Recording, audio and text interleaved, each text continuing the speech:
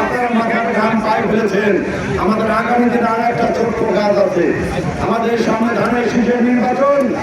এই ধানের শীষের নির্বাচন আমাদের যিনি প্রার্থী আমরা তাকে দাবি করি জনাব শ্রীরাম সরকার কুট্টি, তাকে যদি আমরা এমপি মনোনীত পাই, আমরা এই ধানের শীষের তাকে বিজয় করে মহান সংসদে পাঠাবো এবং এই বাংলাদেশ জাতীয়তাবাদী দল এই দেশের মাত্র মানুষের সকলের সেবায় নিয়োজিত থাকবে।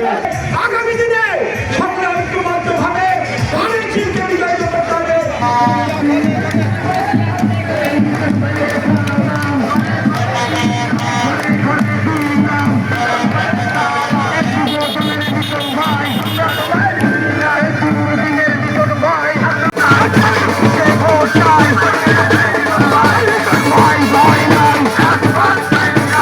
এই যুবদলের প্রতিষ্ঠা রাজ্যকে বাচ্চাটিতে সকলকে ঐক্যবদ্ধ থাকার আহ্বান জানিয়ে আজকের এই সমাবেশ এখানে সমাপ্ত ঘোষণা করছি।